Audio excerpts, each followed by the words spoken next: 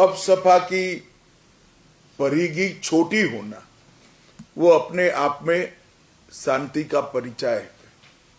और मुझे पूरा विश्वास है, एकाध राज्य छोड़कर, 2 राज्य छोड़कर हम अगले साल पूरे नॉर्थ ईस्ट से अपसपा को समाप्त कर देंगे।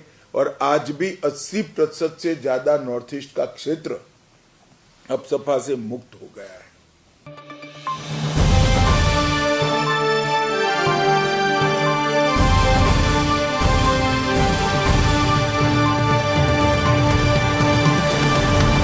चलिए अब आपको पहले समझाते हैं कि अपसपा क्या है। अपसपा का फुल फॉर्म होता है armed force special power act. AFSPA यानी सशस्त्र बल विशेष अधिकार अधिनियम भारत का एक ऐसा कानून है जिसके तहत सरकार किसी क्षेत्र को अशांत क्षेत्र घोषित करके वहां तैनात सशस्त्र बलों की कुछ विशेष अधिकार दे सकती है।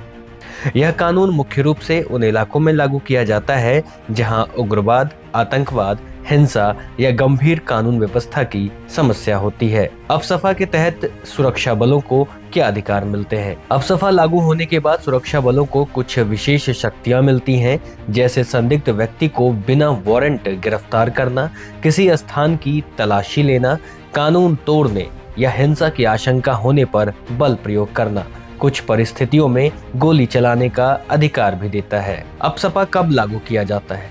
अपसपा पहली बार 1958 में लागू किया गया था। शुरुआत में इसे पूर्वोत्तर भारत में बढ़ते उग्रवाद और हिंसा से निपटने के लिए लाया गया था। बाद में यह अलग अलग समय पर कई राज्यों के कुछ हिस्सों में लागू रहा। पूर्वोत्तर भारत के लंबे समय से सुरक्षा और शांति से जुड़ा मुद्दा रहे सशस्त्र बल विशेष अधिकार अधिनियम को लेकर केंद्र सरकार ने बड़ा संकेत दिया है। केंद्रीय गृह मंत्री अमित शाह ने गुरुवार को कहा कि सरकार को भरोसा है कि अगले साल तक 1-2 राज्यों को छोड़कर पूरे पूर्वोत्तर क्षेत्र में अपसपा हटा दिया जाएगा। अमित शाह ने कहा है कि अपसपा के दायरे वाले क्षेत्रों को लगातार कम किया जाना इस बात का संकेत है कि पूर्वोत्तर में हालत बेहतर हो रहे हैं और शांति स्थापित हो रही है। उन्होंने कहा कि सरकार का लक्ष्य केवल सुरक्षा व्यवस्था मजबूत करना नहीं है, बल्कि पूर्वोत्तर को विकास और निवेश और आर्थिक अवसरों से जोड़ना भी है। अपसपा एक ऐसा कानून है जिसे अशांत क्षेत्रों में सुरक्षा बलों को विशेष अधिकार देने के लिए लागू किया जाता है।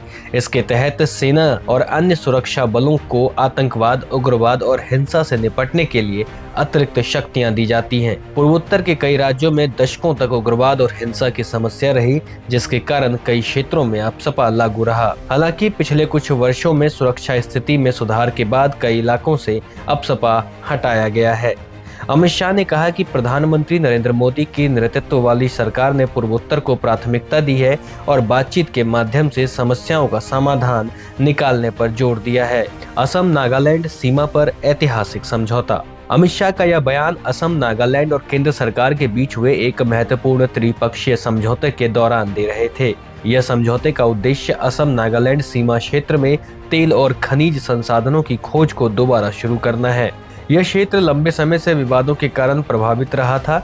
सीमा और अधिकार क्षेत्रों को लेकर मतभेदों के कारण पिछले करीब 3 दशकों से यहां तेल और खनिजों की खोज का काम रुका हुआ था। गृह मंत्री ने कहा कि यह समझौता पूर्वोत्तर के लिए आर्थिक विकास का नया रास्ता खोलेगा। तेल और खनिज संपदा से बदल सकती है तस्वीर। अमित शाह ने कहा कि पूर्वोत्तर भारत प्राकृतिक संसाधनों से भरपूर है, लेकिन लंबे समय तक सुरक्षा और कानून व्यवस्था से जुड़ी चुनौतियों के कारण इन संसाधनों का पूरा उपयोग नहीं हो पाया। उन्होंने बताया कि इस समझौते के बाद तेल उत्पादन क्षमता को कई गुना बढ़ाया जा सकता है।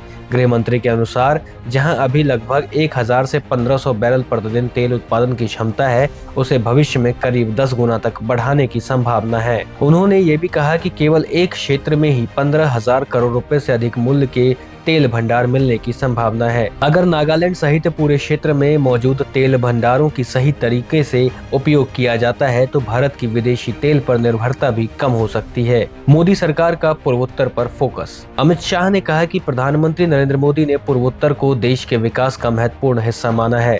उन्होंने दावा किया कि प्रधानमंत्री मोदी ने पूर्वोत्तर का जितना दौरा किया है उतना किसी अन्य प्रधानमंत्री ने नहीं किया।